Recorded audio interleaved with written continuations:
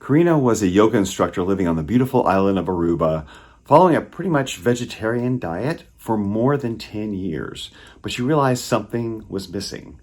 Join me as I talk to Carina about her search for optimal health that led her from vegetarian to keto to animal-based on this week's episode of Hunger Hunt Feast. Thank you for joining me today for another episode of Hunger Hunt Feast. With me is Carina Wever. Carina, thank you for joining me today. Carina is in Aruba. Carina lives in Aruba, where she is a yoga instructor, a prenatal coach, and a festival organizer. You have quite a fun life there. Yeah, it's an interesting mix. Yeah, it keeps you, I'm sure, keeps you on your toes, keeps you interested. Oh yeah. Karina and I met in Costa Rica at Balsadino's animal-based retreat. And I just want to invite her on to just share her journey, her health journey. It's a pretty interesting one, especially coming as a yoga instructor. We don't get a lot of yoga instructors in the animal-based. We're getting more and more, but it's not what you would typically, the stereotype of yoga instructors is in a keto or an animal-based diet, you know, is not always paired up in people's minds. So I'm looking forward to unpacking how you found that, how you came to that decision to follow that diet, and how you make that work with your, you know, with in your path with yoga and everything else. So let's just jump in. So what was it like? Have you always, you were a vegan at one point, correct? I was, though I have to say that the time in which I was really strict with it was very short. Because I think I was never really able to maintain it because I loved eggs and cheese too much, for example.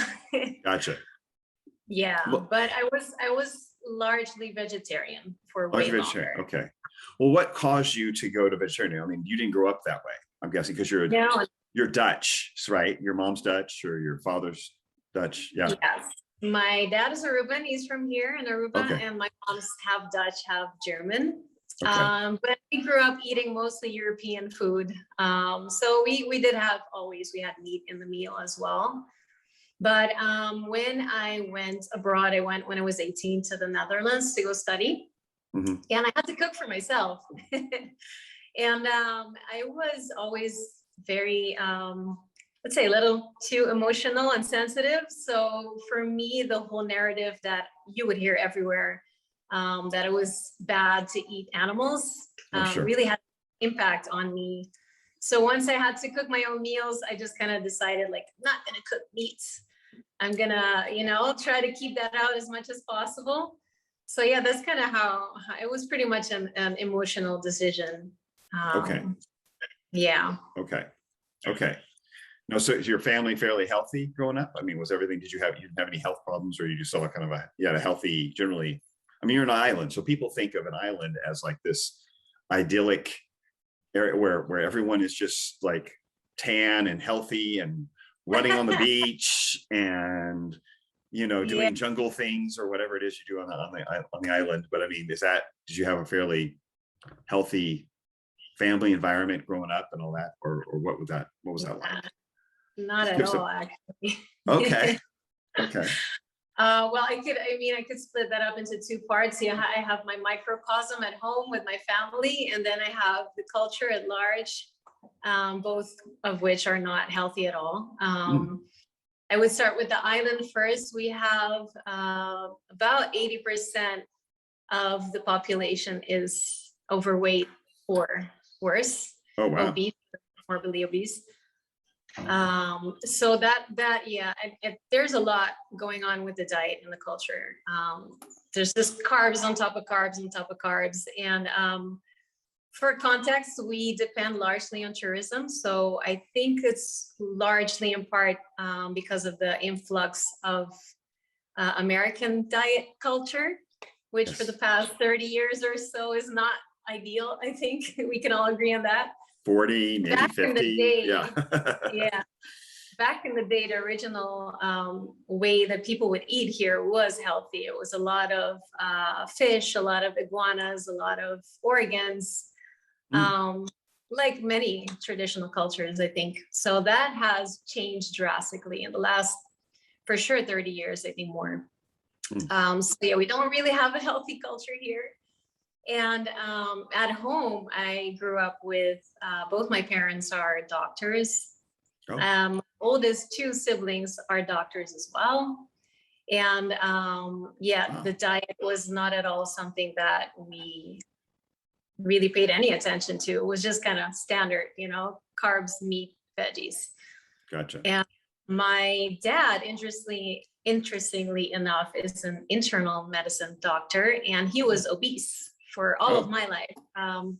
He was already 42 when I was born, but so that was something that really fascinated me a lot when I was younger. Like, how can you tell people to be healthy while you're not healthy yourself? And he even told me that they literally got one semester, I think, in the whole study about nutrition.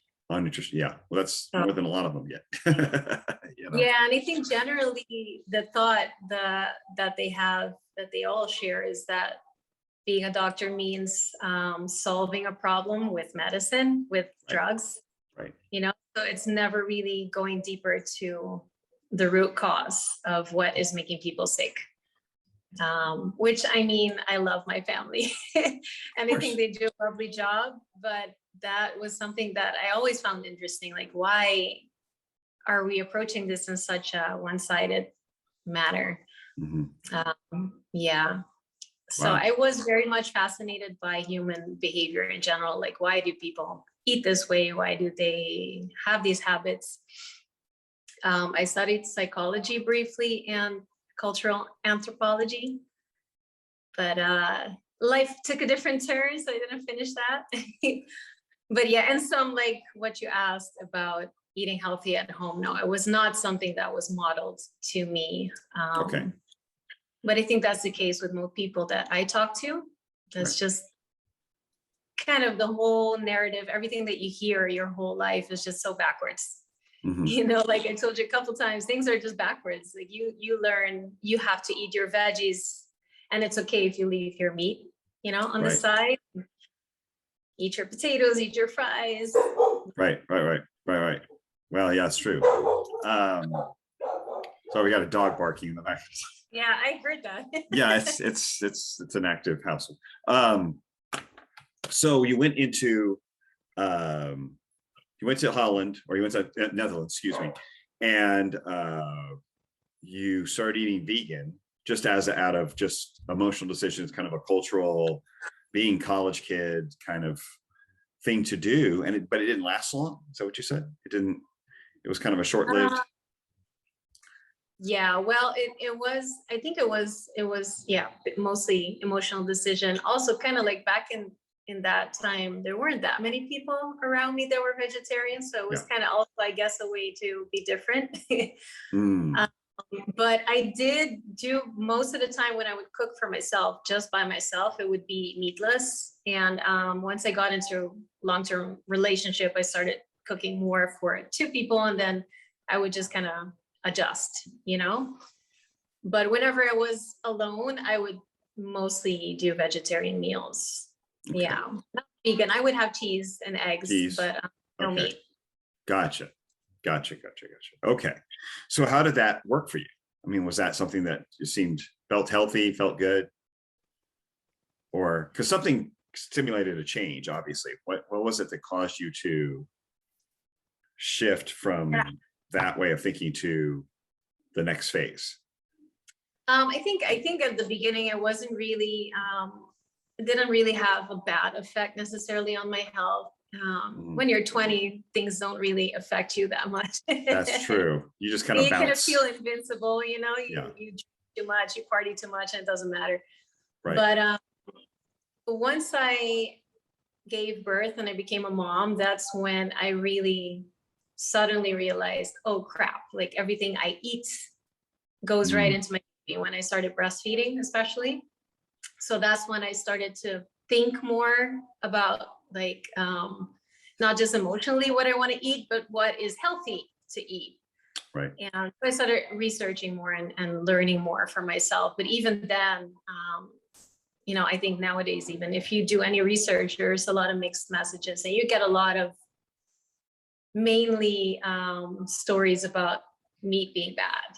Sure. So I still continued back then. I still continued mostly vegetarian. And at some point I tried veganism as well, on and off.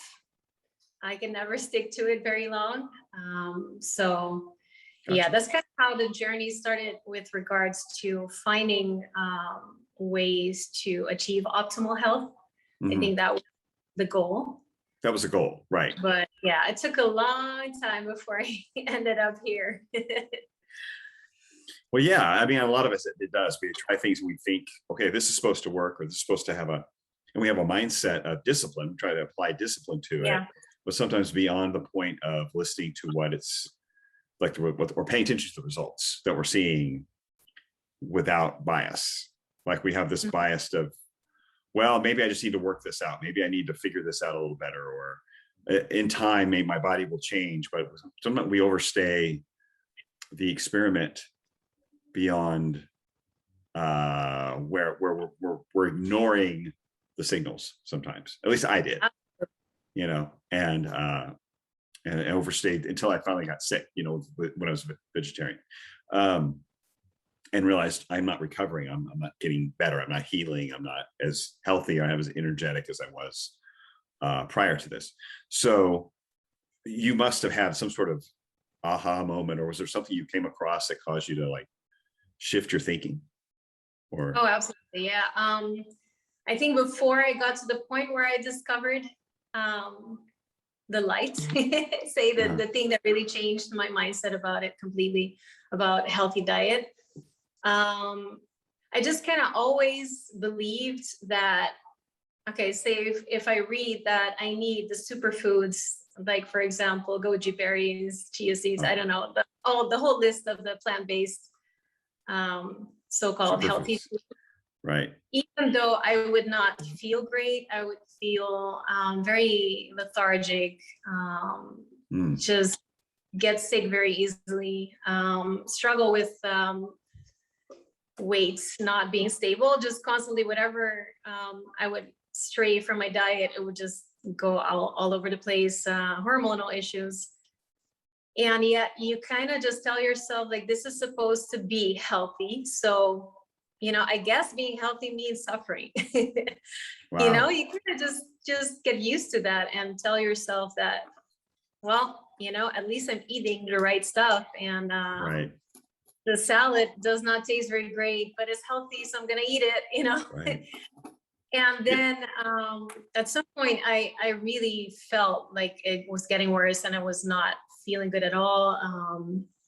Just even emotionally, it was affecting me so much that I started researching a little bit deeper. And then I stumbled across Dr. Weston Price's work. Oh. And that for me was suddenly like, holy crap, how did I miss this all this time? Like it makes so much sense. And it's just proof, right there that the way we've been told is healthy to eat is just not, it doesn't make sense with regards to our history as a human. So yeah, and that's how I kind of like started to find out more about different people in the field. I found out about Paul Saladino's work as well, and Ben Greenfield. I started actually with buttered coffee before I changed my diet. So I was into Dave Asprey's work as well. Gotcha. And then it kind of became a thing about, okay, let's kind of try all the crazy things, the biohacking, and sure, see how that makes me feel. So I started with intermittent fasting 3 years and about 3 months ago. Okay. And that already was a game changer, just kind of starting to break all the flow of cravings that I would have all day, every day, just kind of shutting it down, a mental power training that you do with yourself. And then I watched a documentary called The Magic Pill, which is 3 years ago in October, and decided to go cold turkey keto the next day. And oh wow, that that just changed Changed everything basically. Yeah. Yeah, the next day. Oh my gosh. So you went the next day, you go keto. Now at this Yeah. point, you're talking about 3 years ago, you started eating somewhat vegetarian in college. So you're 20 years old, maybe. So we're talking about over 10 years here, clearly. Yeah. Yeah. I mean, Yeah, that you were kind of, I wasn't purely strictly vegetarian. I would also have meat here and there because right. of the relationship I was in. And my ex-partner refused to stop eating meat, which now in hindsight, I'm like, yeah, you were onto something. Yeah. But yeah, I was largely vegetarian. So it was a big change. Just all the things I was used to eating since I was little, I would eat bread every single day. Some form of carbs for dinner, you know, rice or potatoes or pasta. So that was really hard in the beginning. I was really addicted to sugar as well. Mm-hmm. Wow. So, and then you went keto the next day. So you basically shifted, which is not easy to do. I mean, keto is hard to do and maintain. That's not a criticism, but it's just shifting everything to like, the macros are very defined. Yeah. On keto. And they're complete polar opposite of what you'd been eating. Really. And you just flip it. You flipped it. So that must have been painful. I mean, there must have been a couple of weeks there where you were like, I can't control, I can't maintain a thought. Or you like did you have some of that keto flu? Yeah, absolutely. Yeah, I felt like crap for about 2 weeks, I think. Okay. And in the beginning, I had a lot of headaches because I didn't know that I needed to supplement a little bit more minerals. Once I started doing that, it went a little bit better. But imagine just a lifetime of being addicted to sugar. Mostly that was a big one. I'd done a 21-day sugar detox like 6 years ago, I think. So I knew I could do it for a month or 3 weeks. So I just kind of had in the back of my mind, like, I'm just going to try it. I'll see how I feel. And then we'll decide what we do, you know? But within 3 weeks, once the keto flu symptoms subsided and I found like a new balance, a new homeostasis, I guess, just felt so much difference. And so many that I just knew like, I can't give up now. I have to keep going. So I did that. Yeah. For about 2 years, I was strict on keto. A lot of work. Yeah, it is a lot of work. 2 years, effort. 2 years strict keto. That's great. Yeah. Yeah. So what kind of positive changes did you notice? Well, first of all, I noticed that my weight balanced out completely. Like I did not have any fluctuations anymore. I think it was mostly also because I just could eat very steadily. Like I had my meals planned out. I had my intermittent fasting every day. So it was not like going from craving to craving like I would do before, you know, just like eat on impulse. It was more like, okay, I have my meal at noon and then I have another meal and that's it, you know? And even the mental part for me was a life changer because I always kind of, I labeled myself as like, I'm just weak. I go with my cravings and my instincts, and that's just who I am. This was a really important lesson for me to learn how to really be in control, not like in a controlling way, but like, you know, I am disciplined and I'm doing this for my health and I can do it. You know, I can just, even if I don't have time to make that meal at noon, I can go without food the entire day and I'll be fine, you know, not being dependent on that feeling of hunger and letting that alter my mood.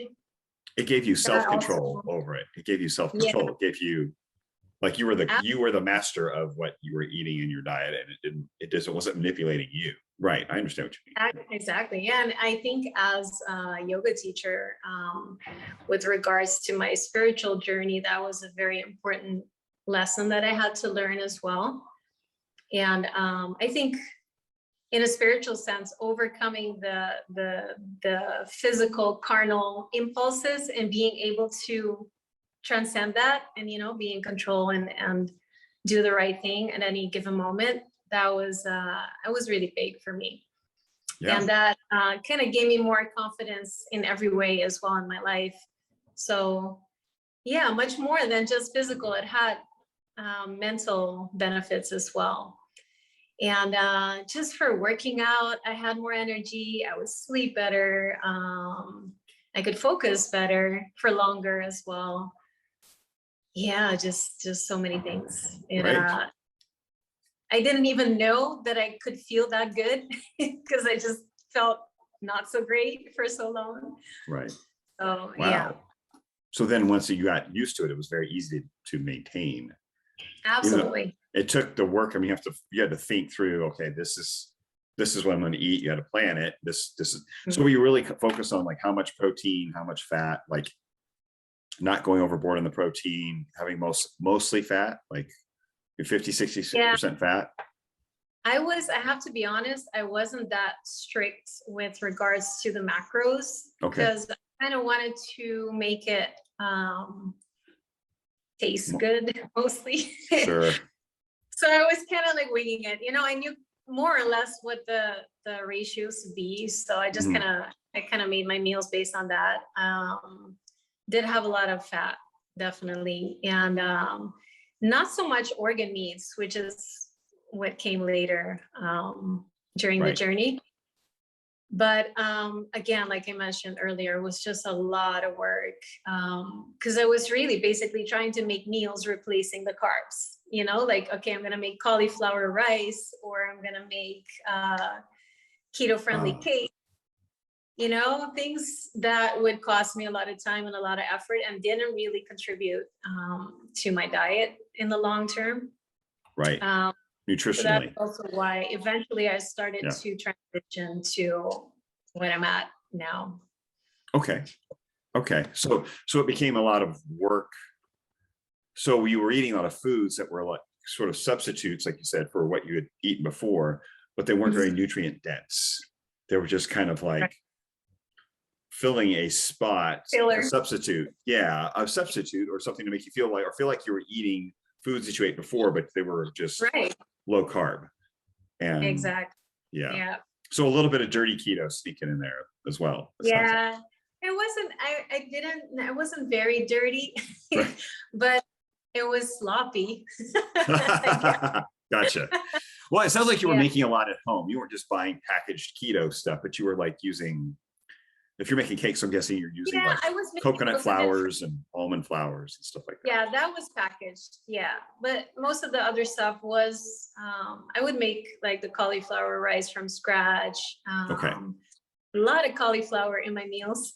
And but every now and then I would buy the flours, which are processed and packaged, and make something semi-sweet.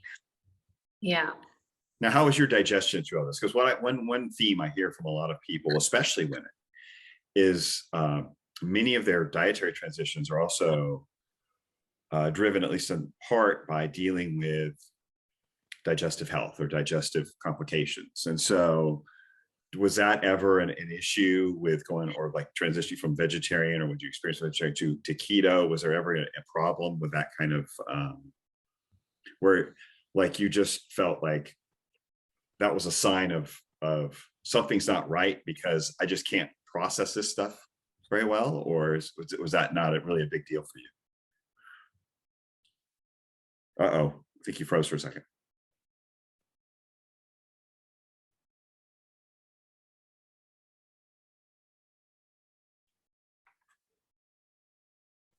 Are you there?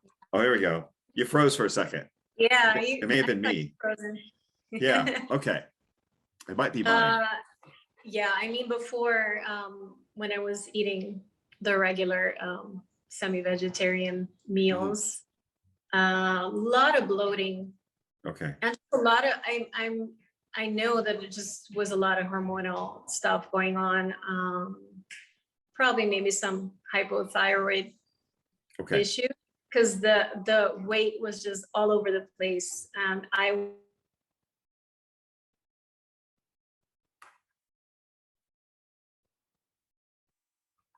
Oops. really overweight, but it wasn't at a healthy weight for my what I like to see and what makes me feel best, which is not too light, but not heavy either in that sense. I was just not feeling great. I was not feeling energetic. I was not, I was not feeling great even after meals. It wasn't like, that felt so good. It was more like heavy, and bloated and gassy sometimes. It was just not great. And even on keto, it was much better. But I have to say, like, once I transitioned to the way I eat now, it was just completely gone. Like, I have no issues with digestion ever, which is, for me, it's miraculous. Yeah, a lot of people say that. That's great. Yeah. That's fantastic. It's good to hear. Well, let's hear about that. So how'd you go from keto to now would you say just animal-based diet for the most part, a little more freedom? So let's talk about the difference there, because I'm sure there's a lot of people who probably don't realize the difference. Or, I mean, when you go from keto to animal-based, what changed? Like, what that looked like for you to shift, and let's talk about what made you change. Like, what gave you that,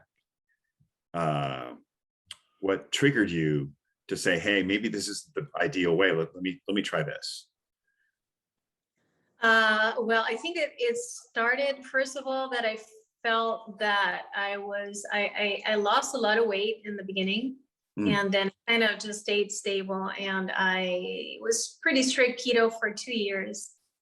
But then I noticed that I kind of started to go a little bit under, like, what I would want to see ideally, and that had an effect on my muscle definition as well, and performance wise. So I felt like, okay, I really feel like I need some carbs in there, like more than what I was eating for 2 years.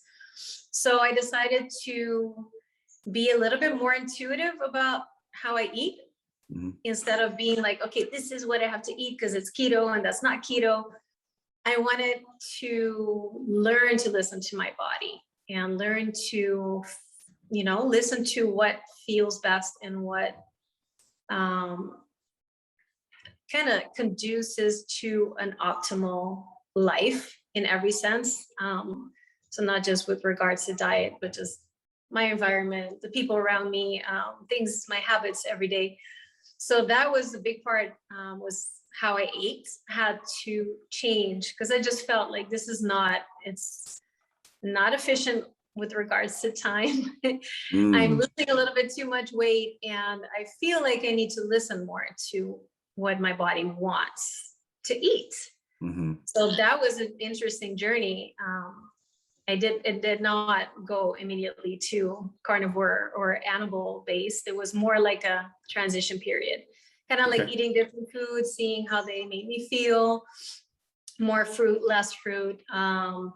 Even had some carbs, bad carbs in there again every now and then, like chips, fries, just to kind of see, what it felt like in my body. And I pretty quickly, I could see like what were the foods that I had to stay away from. And at the same time, I was reading a lot more about the traditional diets again. And it suddenly made sense to me, like, even the keto diet was not in line with what my ancestors ate. They would not make cauliflower rice or almond cookies. Right. So I dove a little bit deeper into that, and then just kind of gradually started to eat more meat, more eggs, more fat, and just very naturally started to eliminate everything else, basically. So eating a little more just whole food. Yeah. And just a lot more animal products, basically. More animal products. Okay. Yeah. It wasn't until March of this year that I really decided to go for the animal-based, the way that Dr. Saladino prescribes it. So I thought, like, I'm going to try really just doing that, really doing very little vegetables and fruit, and focusing on the meat and eggs and cheese and fish. So that's been half a year now. And big difference, huh? Yeah, and how you absolutely. feel. It's simpler, obviously. It is much simpler. And again, it's not just about feeling good with that simpler diet, but just so much weight lifted off of me with regards to, you know, what I have to cook and eat and buy. And it's just less stressful, Hmm. less, you know, complicated. I can just eat what feels best to me and what provides me with the most nutrients for my body and forget all the rest. It's just kind of like decoration, you know? Gotcha. Yeah. Gotcha. So you're getting nutrition, primarily all of your nutrition from the animal sources, and Yeah. everything else is like for your enjoyment, or for, like you said, for decoration or something, just because you want to have pineapple that day, or you want to Yeah. have dates with your bacon, or Exactly. right, or have Bacon. bacon is awesome. Bacon, it's hard I to beat. have to have my dates. I did notice, like, I think my conclusion is that women do need carbs most of the time during their cycle, for the hormonal balance. It's a little bit better. That's Yeah. how, what I've concluded for my body. Yeah. So most of the time I do have dates. Gotcha. Sometimes some other fruits, but yeah. Gotcha. Yeah, and thyroid, I mean, all those things are very sensitive. Yeah. Thyroid is very sensitive to estrogen, as far as they impact each other. That's why it doesn't have such a big impact with men, but with women, that thyroid is actually much more impacted by estrogen. So you have estrogen, you know, increase through a certain part of your cycle. It's going to affect your thyroid. So if you're not, and it's going to affect your appetite and your energy level. So Absolutely. that does make sense. But that's so you're eating the fruit for energy, or for maybe a little bit of satiety, quality of life, just enjoying them because you like them. It doesn't seem to have a negative effect on your weight at all. The switch from keto to animal based, you had no, how did your weight and strength? I noticed that I could get away with a lot less time lifting weights and have the same amount of muscle definition as compared to before. Yeah, so that was really awesome, actually. You don't have to lift as much to maintain muscle. Is that what you're saying? Yeah, exactly. Yeah, I have quite a busy schedule usually, so it's always been like I have to drag myself to put in the time 3 or 4 or 5 times a week to go to the gym. I usually do walks every day because I have a huge piece of untouched land behind my house. I'm very lucky. Wow. So I go for walks almost every day, and once a week I go for a long hike, so that I get my workout in. But I like to lift weights for muscle, but it was really like I had to drag myself to go, because you know it's a whole thing. And now with the pandemic, wearing the mask in the gym, it's not ideal. Mm-hmm. So I didn't want to go that much. So it was perfect, because I noticed like I would go less and spend less time in the gym doing more efficient workouts. So I would lift heavier, but less time. Mm. And it was just a great effect on how quickly I could build and maintain muscle, basically, with less effort. Wow. So is that because you think you're eating more protein? Yep. Yeah. Okay. So higher protein intake. Yeah.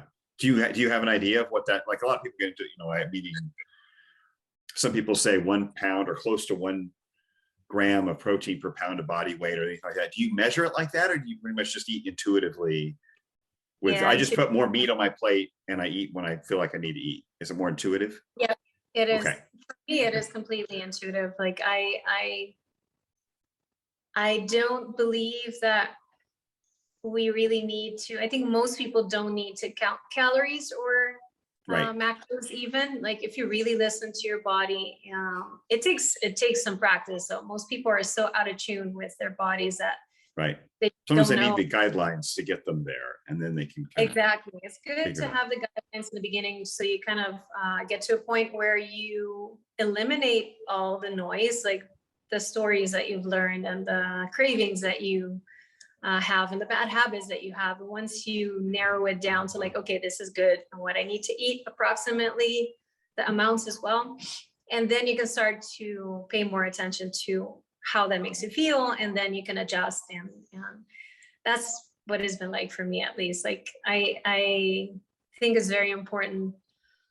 I mean, I'm sure for everybody it's different. For me, it's very important to cultivate that inner voice, you know, like find my own guidance, basically, instead of listening to everybody else, finding out what works best for me and going from there. Gotcha. Yeah. And so you can intuitively, you look at your plate, you're not worrying about measuring something, or it's less stressful, it sounds like. Definitely. Yeah. And that's what you were trying to get away from with keto. With keto, was the stress of all the prep and all the things. It was a lot of stress, a lot of prep, a lot of time in the kitchen as well. And now it's just, it's literally, I don't know, 10 minutes and I have my meal.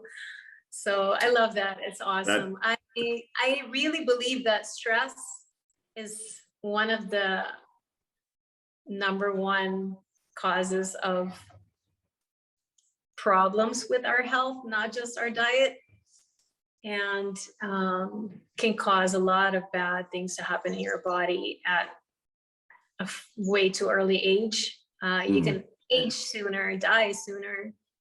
And yet our entire society is kind of running on stress and, you know, performance and speed. Absolutely. And yeah, so I mean, obviously as a yoga teacher, for me, it's all about slowing down and finding peace. So that is great to have peace with regards to how I eat as well. Just simplicity, peace, no stress, and feeling great. Okay. Well, give us an idea. So you're still intermittent fasting. Is that still part of your routine? Okay. Yeah. So you primarily eat maybe 2 meals a day? Yeah, mostly. Yeah. Okay. It depends on sometimes I have a little snack in between. Sure. And again, when it comes to intuitive eating, when I do accidentally not eat enough one day, I notice that they right away, like I eat earlier because I feel my body is asking for nutrients, like 10 a.m. instead of noon. So then I just eat a little bit earlier and I have, I guess, a half a meal more than I usually do. Gotcha. So there's balance. It balances itself out because your body's kind of in tune and hormonally healthy now, metabolically healthy. So you can trust the signals it sends you. You're not craving donuts. Right? You're not just, it's not like I'm going to tell my body's telling me I need ice cream right now. No, that's not what's happening. It's like I need to eat, I need nutrients. I know what those nutrients look like. I know where those come from. So you go to what you kind of know is going to give you those things, but you're following the signals your body's telling you. What do your meals usually look like? Like, what is that? What makes up your lunch and your dinner usually? Most days I have I have a little bit of coffee first, and then my first meal is almost always eggs, just a lot of 3 or 4 eggs. Depends if I have to go to work at the office that day, because I have a part-time writing job. I take 3 boiled eggs with me and a piece of cheese and a piece of meat. And then I usually don't eat again until about 5 or 6 p.m. If I get hungry or if I have a workout, I usually have some fruit in between, or just a piece of meat, piece of cheese again. I like little pieces in my fridge to feed me when I'm hungry. I also like pate a whole lot. I love liver. So that is also something that I like to snack on. Yeah, pate is probably one of the best things I've ever eaten. Oh yeah, I have to have it in my house. That's the next important thing next to steak and dates. Okay. And bacon. Yeah. Pate. Okay. Pate. And so lunch and dinner probably look very similar, I'm guessing. Yeah, dinner I usually have steak. Okay. But I like to change it up. Sometimes I have I have Angus burger patties, which are really ground Angus and no herbs or anything in there. I can buy them at the store here, and I just add some salt and lots of butter. I often cook a piece of bacon with my steak as well, because I like the taste of bacon with my steak. And then I sometimes have a piece of avocado with it, or some olives, or half an orange. Just kind of change it up every time to keep things interesting. Every now and then I have a piece of fish as well. I like to have, when I'm really lazy, I'll have a can of tuna and I'll add some oysters in there and just kind of mash it up. And I love that, actually. I love oysters, but I love it even more when it's mixed with another kind of fish. Interesting. I haven't done that. Usually I have one or the other. So just the nutrients that I'm trying to get out of it. The oysters are full of zinc and selenium and all those things in it. But I'll have sardines. Awesome. Yeah, they are. They really are. They're nutrient. Yeah, they're a superfood for sure. Now, earlier you mentioned. Oh, go ahead. I'm sorry, I didn't mean to interrupt. Yeah, well, the things that I kind of add, it's not necessarily part of my meal, but I usually have some raw liver about 4 times a week before dinner. But that's just kind of, I literally swallow it down with water. I don't chew it or anything. But I love the energy burst that I get from it. Really? And I have chicken livers as well, instead of steak, for I think about once or twice a week. I have that. You cook those? Yeah. Okay. You cook in the chicken livers, but you have raw beef liver. Is that what I'm hearing? Yes, correct. Awesome. And that's a vitamin. It's like taking a vitamin. And what was that last one? Bone broth. I make a batch of bone broth once a week as well. Wow. Yeah. So a lot of nutrient density, variety of nutrients there, getting the collagen. So the raw liver, you said before dinner most days. Yeah. So it's kind of like taking a vitamin, like you're getting this nutrient filled superfood, a little piece of it, just enough to get, like, fill your body with the nutrients that day, micronutrients, the vitamin A, all the B vitamins, the iron, all the stuff, selenium. Okay, that's awesome. That's fantastic. Yeah, I have a little bit of liver each day, but mine's not raw. I haven't quite gotten to that point yet, but I usually it with water. Don't even taste it. I did it on the boat in Costa Rica. Actually, I saw the pictures. Oh yeah, that was funny. Yeah, they caught my facial expressions were epic. Yeah, I was totally unaware of that, and I did eat it a couple times, but yeah, it was like they caught my. I can't hide. I'm an open book. I'm an open book. I couldn't hide, but I did eat it. The liver diaries, as they call it. Yes. Yeah. Wow. Yeah, I had no idea I was being photographed during my expressions. Well, it was. I mean, it provided for a good laugh. Yeah. It was pretty awesome. So those who didn't see it, they took pictures of people that are coming up to, we have this raw liver come out on a platter, and we're on this boat, and they've been serving tenderloin, which of course, when someone brings out tenderloin, lost your camera. Right, there we go. When someone brings out tenderloin, you expect people to kind of come in and grab, this is, because that's the most amazing piece of meat ever. Yeah. And that's normal. Of course, I definitely got some tenderloin. Then they brought out these strips of raw liver, and normally you bring that out to a group of people and everybody's going to go, what is that? Ooh, gross. Yeah. And nobody would go near it. Well, this group with a bunch of weirdo animal-based people, it was like, it was a swarm on the liver. And so I was in round 2 because they had cleaned the first plate. Round 2 coming in with us that were a little more skeptical of raw organ meats. And someone captured my facial reaction to this initial, which I was completely unaware of. Not only the photograph, but my response was quite illustrative of my thoughts, of my apprehension. And it was obvious you were not really excited about the liver. I wasn't really super excited about the raw liver. I eat cooked liver every day. There is a difference. The texture. Yeah, that's true. It does slide down your throat. So I like eating a little slimy thing. But I did it despite the icky face. That was, and provided some entertainment for after when all the pictures started coming through, which is interesting. But yeah, so you have pate, you have raw liver, oysters, other fish to mix in with the beef. Obviously the meats are providing a lot of protein, a lot of other nutrients, healthy fats, you got butter in there.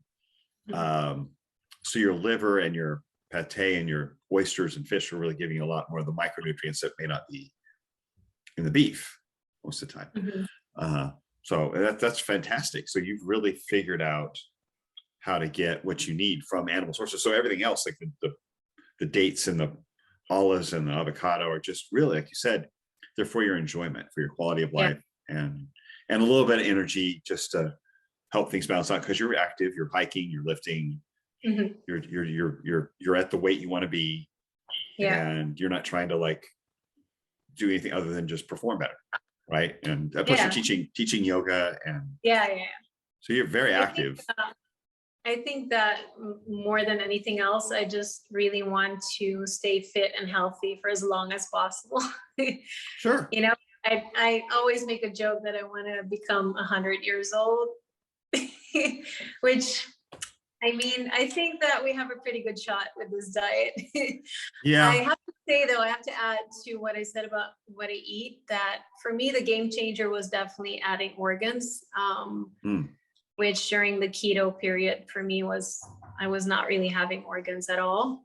Right. It was not really something that is prescribed in the keto diet. Like, you have to have organ needs. But for me, that is a game changer. Like, if you make sure that your body gets what it needs, then you just naturally eliminate cravings. You feel your best, basically, and then you can afford to kind of play around with the amounts of food that you have, or macros or whatever, because you get what you need. Like, you literally don't crave anything else, because your body is satisfied, it's getting whatever it needs. And yeah, that's important to add. I think for me, the organs were super valuable and important to add to my diet. So primarily liver then? Liver, chicken liver, beef liver. And I like to, whenever I get a chance, I'm sure that most people don't know this, but we're a tiny island that depends for about 95% on import. So everything we eat basically comes from abroad. We don't really have any cattle farms. We have some farming, but it's mostly vegetables. And there are some farmers that have goats and chickens and stuff, but no cattle farms. So it's very limited what I can get here. So liver for me is available. But whenever I get any other types of organs in the store, I kind of buy them and just try it out. But liver is my main thing. Yeah. What else have you tried? I had some, how do you call it? Tripe the other day. Oh, tripe. Okay. And I also buy sometimes locally made blood sausage. Okay. Which is, it has blood, but it also has other organs ground into it. So it's actually pretty good. It's a spicy sausage, but it tastes great. I had thymus in Costa Rica, in San Jose. Did you really? First time. So good. Really, really good. I've heard if that. I could get it here, I would have it every week, but it's they really call good. it sweetbread. They call it sweetbread. Exactly. Thymus and pancreas and one or two other that adrenals maybe, but so it's actually, was it cooked? How was it? Was it just pan fried or something? I think, it was fried. And we were at a very fancy restaurant in San Jose with 3 other folks from the gathering, from the tribe. And the waiter came with a little tray, and it was about to pour some sauce on top of the thymus. And we're like, no, don't pour it. And he was really annoyed because he said it was part of the dish and he had to pour it on. We asked him to please not pour it. And we found out pretty soon that it was pretty much sugar. It was just a syrup that he was gonna throw on.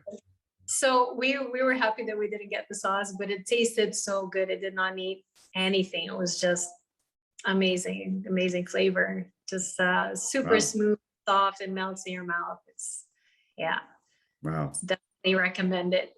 I've heard that. I've had people tell me I've got to have sweetbread. So hopefully we have it at the next one. Hopefully we're going to have an organ tasting. Yeah, we should. At the next event in March. So that'll be that'll be cool if you can get a hold of some thymus and some or sweetbreads of some sort, because I've never had them. Maybe I'll just start looking around here, but it's not something you typically, I mean, I could order them, I suppose, but because we can get them here, I but know, yeah. it'd be great to have an organ tasting where people could be exposed to things they don't normally get to try or think about, aware of. But that's cool that you got to do that. That's amazing. Yeah, I've heard it. I've heard it's good stuff. But because liver is well so full of nutrients, it's not. You don't eat liver for the flavor, most people, or for the texture. You eat it because it's nutrient dense. Yeah, it's healthy, except for pate, which is probably the best thing ever made. Pate is amazing, yeah. But I like chicken livers. I like the taste, actually. Okay. I don't like beef liver so much, which is why I have it just raw and just get it done. Yeah, like swallow the pill. Get it done and over with, yeah. Yeah, cool. Very good. Well, so you are actually an event planner yourself. So I've heard you've got maybe something in the works for next year. What is it? What is your ideal kind of like, if you did, it's a retreat, correct? Yeah, I'm planning a retreat in Aruba as well, but I'm not sure as to what the period should be, because it's all so unpredictable at this moment. We just had a fun little Delta wave. It's going down, but it's hard to plan things right now. Let's just put it that way. Yes. So the festival that I organize has also been on hold for a while, for over a year. So I'm planning to organize a retreat in Costa Rica as well. I want to kind of plan it so that I can do my retreat and then be at the next gathering as well, which would be perfect. Yeah. That would be beginning of March next year.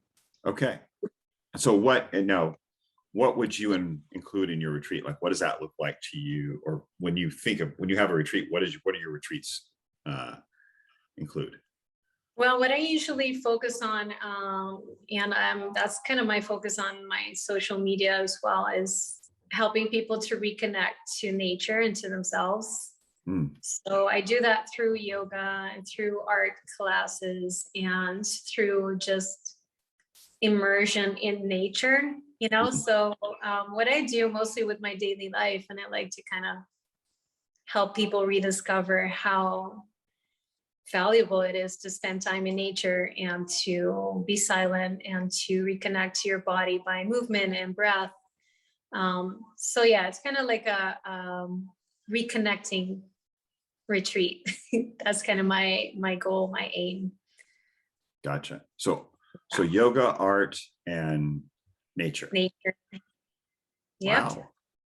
Wow. So that would really get someone to be kind of reconnecting with themselves and reconnecting with kind of like I said, nature, but leaving stress behind is what it sounds like. Just kind of like, it's very healing. Nurturing. Yeah. In a way, it's kind of like a detoxification of the modern society with all the speed and hecticness and stress and pressure and having to perform, having to achieve, and kind of releasing that unhealthy relationship and creating space to come back to our true nature, as humans, to come back to stillness, learn to listen to your body, learn to listen to your intuition. And I think through spending time in nature and through moving your body with yoga is my movement of choice, but there are so many ways you can do that, is a very effective way to do that. It's kind of like you're forcing your body to release, to detach, to create space. Yeah, that is the main thing that I try to help people discover. And I think that most people kind of deep down know that they want it and they need it. Yeah. So I've had many gatherings here in Aruba, at my home, but also different spots in nature on the island. And it's always the same thing that everybody says. It's like, I didn't know I needed this, and it's deep down, but again, if you're not used to listening to your body when it comes to food, you're not listening probably to your body in every other situation in your life. And it's something you can practice and come back to, but it takes effort and it takes practice and consistency. And a lot of times when people just kind of on a whim try to go into nature for such an event or a retreat or a yoga class, even, they get a taste of it and then they notice like, hey, I want more of that. I need that in my life to kind of, let go a little bit of that heavy burden of the modern life. Yeah. Sure. Yeah, it's refreshing and kind of, recharge. Because you do have to go back to modern life at some point, but yes. Yeah, it's inevitable, yeah. Yeah, but it'd be nice to have a reset and a recharge and a healing and cathartic experience to get, like you said, to detox emotionally and personally, just of the stress, detox the stress. Yeah, so. I think that's why this diet makes sense to me also on a deeper level, because it's much more intuitive and is much more in line with what my human body wants and needs. And it's not paying attention so much to what you're being told from the outside. So yeah, I mean, it's as a yoga teacher, it's not very common to be somebody who eats a lot of meat. Right. It's all plant-based everywhere. And I noticed people, they just assume that naturally that I'm vegan. And I think one of the reasons that people assume that is because we do learn in our training to become a teacher that you have a couple of basic living rules, and then one of them is to not cause any harm. And so people relate that to not causing harm to animals and that you shouldn't eat them. But the way I see it through my own spiritual practice is that it goes much, much deeper than just animals. If you really immerse yourself in nature and really connect to yourself and to nature and to your inner voice, you realize that everything is conscious and everything is alive and everything is equally sacred. So that includes plants, that includes trees, insects, pretty much everything, including yourself. So if you're gonna try to live by that rule of not causing harm, which by the way, I think is inevitable in this life, you're gonna harm something at some point,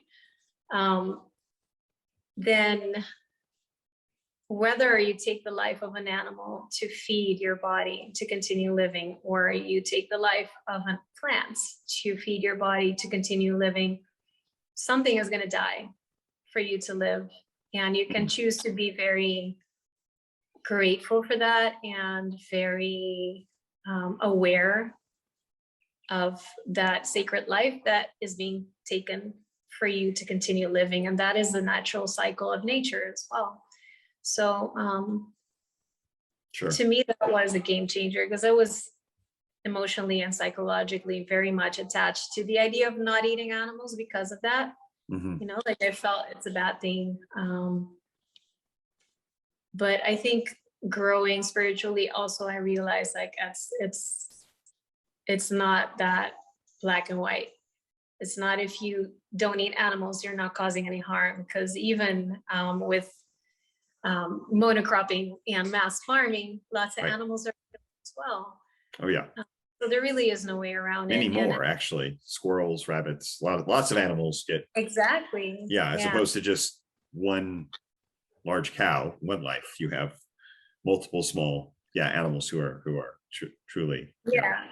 So I think it's about like what used to be part of traditional cultures as well, is being very I'm not religious, but you're paying homage to that life that you're taking. You're being grateful for it. You're taking a moment to you know, express your gratitude and express your reverence to that food that you're about to eat. And then you take it and, you know, your life continues and you're able to be healthy. And Absolutely. I think yeah. that's very common with a lot of actually hunter-gatherer tribe cultures, like Native American Exactly, tribes. yeah. We're also very grateful for, and Aboriginals, tribes in Australia. They expressed gratitude to the animal even after they had, right after they had just killed it from the hunt or whatever. They expressed gratitude, and another way they expressed their gratitude was to eat essentially nose to tail. They used the entire animal. They did not let it go to waste, not let that life go to waste by using literally the tail, the hooves, the head, all the organs, which were prized for their nutrition, but also because they're life-giving. Exactly. And they used the skin for what they needed to. They used the entrails for even fermenting Literally the food entire within the entrails. Yeah, and the tribe that they would ferment within the entrails of the food that was actually sometimes still in the animal, but they fermented a lot of their vegetables within the entrails. So there was a gratefulness for the life they had taken. It was not a, it wasn't a deserving, a sense of deserving, or like I'm owed this, or this is mine to take. It was a gratefulness to that, like you said, to that life. Yeah, and absolutely. make the most use of that life that had been taken by, again, eating nose to tail, but also it was a expressed gratitude. Yeah. Yeah, and we see that in a lot of cultures. So that's really Yeah, and I think that's so opposite to the way fast food or the Western diet work. You know, you don't even think twice about what you're eating, where it comes from, how it's been made. Right. And just, I feel like this is actually even, to me, more spiritual than back when I was vegan, because I'm so aware of what I'm eating and what I'm putting in my body. And I feel it's even more efficient and less wasteful because I eat less. True. But it's very nutrient dense. So I get what my body needs without having to eat a lot of food. You know, like if I would have to eat beans, for example, to get nutrients out of there, it would have to have a bunch of beans, and that's not efficient either. Right. So really, I think the whole discussion is kind of pointless to me. I understand that it's very difficult to undo hearing that your whole life. Right.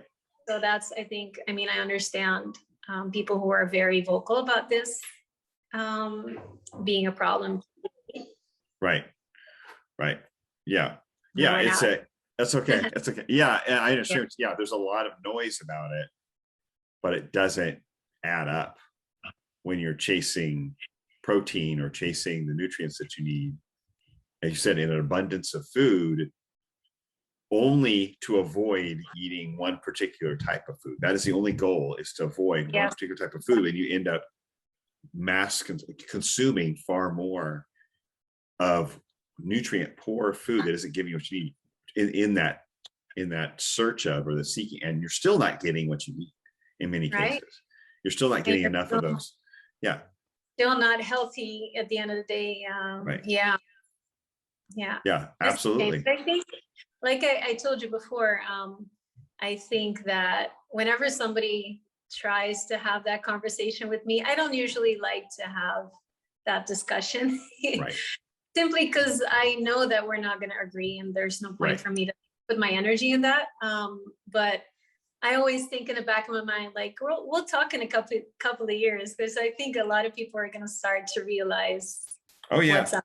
wait till you start getting cavities, or your joints hurt, or you're sick and you can't get over, the flu or the cold or something, or you just, get some sort of weird infection. You can't shake.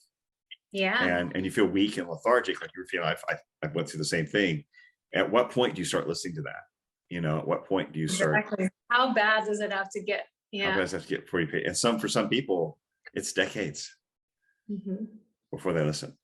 So, wow. Our mind is a powerful thing. So if we're convinced that that is the best way to eat, we are willing to suffer for it. I think that's definitely how it works. Yeah. And so at this point, you've reduced, you have less suffering than you've ever had. Yeah. You're eating less food than you had to before, less prep, less stress, and you're stronger and feel more fit, and you're actually even working out less. So to achieve the better results. So it's kind of hard to argue with an experience. You can't argue with another person's personal experience. Exactly. You can't I don't care what studies you want to manipulate, pull up. I don't care what ideology, who you want to quote. If you have a personal experience where, like, I've tried these 3 things, this one puts me in the best possible place I've ever been, it's kind of hard to argue with that experience. It is. Yep. Definitely. Yeah. Totally agree. Well, so how do people, what's the best place to find you? Is that Instagram? Best place for people to find you and follow you? Okay. So you are, I've never actually tried to say it out loud. I'm sure you cannot pronounce it. It's Tribu Luna. If you say it in Spanish, it sounds pretty easy. Tribu Luna. So Tribu Luna. I sound like an American. Tribu. Tribu Luna, which it's TRIBULAUNA. But yeah, that's Tribu Luna. I'll put it in the show notes so people can just click. Yeah, I think that's a good idea. Because I would not have said it like you just said it. That's for sure. But yeah, so that's the best place to find you and follow you and find out about your retreats and your events and so forth. Great. Well, hopefully you get to start doing those again in Aruba and Costa Rica should be fun as well. That's in Santa Teresa. I think you're also doing it in Santa Teresa, so that's beautiful little surf town. But absolutely love it. Yeah, it's really it's rugged and yet beautiful and peaceful at the same time. It's just very simple and not overrun tourist wise, but it's very it's got a little bit of rawness to it still, I think. I think it has a very authentic feel, down to earth vibe. Yeah, so it's still very authentic Costa Rican. Yeah. And I mean, you have jungle on one side and the beach on the other. I mean, it's perfect. You can't go wrong with that. No. Can't go wrong. Absolutely not. That's awesome. Well, thank you for your time and for sharing your story with us. I'll include your Instagram in there, and people can reach out and get a hold of you, follow you, and find out about your events. But and I look forward to seeing you in March, obviously. And you'll have been there ahead of time and be all pieced and zinned out, and Russell to be flying in frantic and frazzled from having to deal with airlines. Yeah, that was you. Yeah. That was me. Yes, it was. I was one of a handful that had a hard time getting there. Yeah. But I came in all buzzed out, but and angry. But but you were there at least. No, I was there. It was amazing. It was one of the most amazing experiences, and I had the same response you mentioned earlier. It reminded me of, like, I didn't know I needed this. Yeah. And I didn't know I needed the community. Yeah. I didn't know I needed not the relaxation, not the surfing, not the boat. It wasn't the things we did. It was being in that around a group of people who are like-minded. They have the same kind of baseline understanding of optimal health, sharing those things, supporting those things, helping. I mean, I learned things I brought back from there after talking to people, things I'm implementing and experimenting with for my own health, for my sleep. I didn't know I needed it. And that, because when you're used to being kind of alone, or being the outsider, or being the outlier, or being a little bit weird, and a lot of times you just don't share what you're doing. Like most people don't know what you're eating. They don't really know that the people you see every day, like people who listen to my podcast, they hear because I'm talking all the time, but they're all over the place, and I don't run into those people. The people if you're working with people that they don't truly know how and it sounds like, it's just how you eat. That affects every part of my life. Yeah, it affects so much more of how I feel, how I age, my fitness level. They look at the outside. It's like, forget the outside. It's what's going on inside that is so affected, like how I feel, my energy level, my sleep, how quickly I'm aging, my resistance to disease, All of Yeah. those things are far more impactful and important and harder to achieve than a gym body. You know what I mean? And to be around people that You can have understand. that gym body and be really unhealthy, actually. Yeah, that's what I There mean. are plenty of people that have the body but are not healthy. Yeah, they still have visceral fat because they're living on sugar and so forth, and they're not, their immune system's not that strong. So to be around people who understand that, they're already at that place. It's about, like you said, living to 100 and having a health span that's a little bit longer. So it's like you're not unhealthy at 60, 70, 80. Right. Exactly. You're still active and healthy and strong. Being around, I mean, we can connect like this. This is fine. This is great that we can connect this way and connect with people on social media. It's not the same. No, it's not. As being like within arm's reach of each other and speaking to each other and putting your hand on the shoulder and sharing a meal and sharing ideas face to face and being a community. And it's just not the same. It's too valuable, and we don't realize we're missing it until we get it.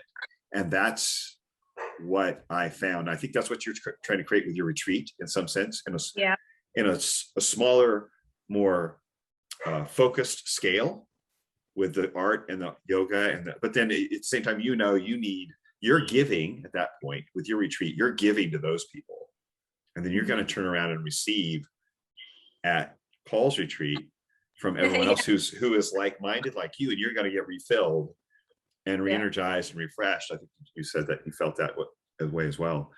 It really is a refreshing, inspiring time.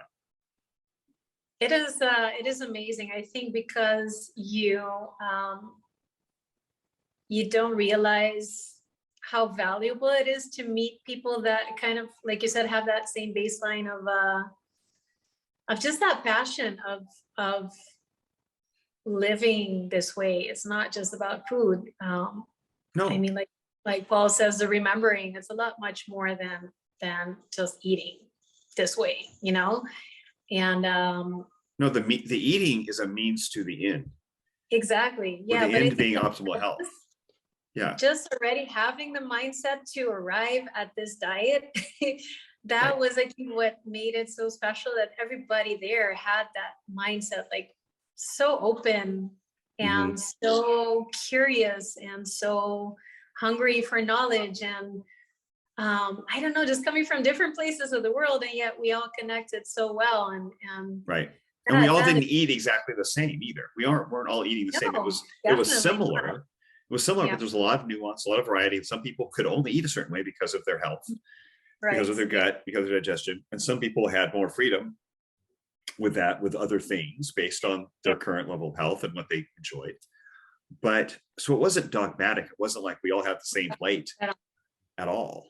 We just all had the same mindset and same goal, which was optimal health. And it looks a little different with each person. And that was okay. And there was no judgment. There was no it was, like you said, it was open and it was learning, and it was like, oh, let me be curious, you know, about what you're doing and how that's impacted your life. And it was a sharing of that curiosity. Yeah, that pretty much sums it up. I think that, like you said, you didn't know you needed it. I knew that I needed it. So that was the reason that I went. It's kind of what I try to create with all my events, not just the retreats, but even the festival or any other gatherings that I do. Like, I know deep down that we need this, and we're doing it less and less because of technology mostly, and the way the world is, you know, societies are built up, that we're just more and more kind of like becoming individual islands and not connecting as much. And I see and I feel like that is a big problem. And it's only getting worse. So I know that people need to really consciously make the time to connect in person. Because if you don't consciously make the time, it's not naturally going to happen. So that is why, like, I knew I tried to do that with my events on the island, but I wanted to expand my horizons, you know, and have the ability or the opportunity to meet more people from other places in the world that even better have a similar lifestyle, which is already pretty uncommon on this island. There's not Right. I don't think I know anybody that eats this way, but I'm sure there are a couple out there who just don't know them. So that was really amazing to have that chance to, I mean, be in a beautiful place already was amazing, but that was the best part, just meeting all of you guys and connecting and just spending that time together, you know, in person. Right. And just going for a walk or going to the beach or having dinner. Right. Yeah. Community. It was community. Exactly. Yeah. Awesome. It was amazing. Yeah. I'm looking forward to it. I can't wait. Yeah, me too. Well, good. Well, thank you again for coming on and sharing your time. I'll get your Instagram in the show notes. If there's anything else you want me to share, I'll put it in there as well. But yeah, I appreciate, again, an unusual story to go animal-based, female yoga instructor, animal-based, and you didn't just, I mean, you went through the journey. You tried the things, you were searching, you were curious, you tried what worked. To see what would work, and I enjoy that. I appreciate you shared that, because that's what a lot of other people are doing. They're going through a journey, they're searching, and they might be held back from trying something because of their community, their thought about what they're supposed to do, what the noise they've heard, what they've been told, or whatever their current surrounding of people are doing or telling them, whatever their own tribe at the time is doing. Overly influenced in the wrong way, not listening to their bodies. So thank you for sharing that. It's valuable. Thank you for the opportunity. Absolutely. Well, you have a great rest of your week. Thank you. You too.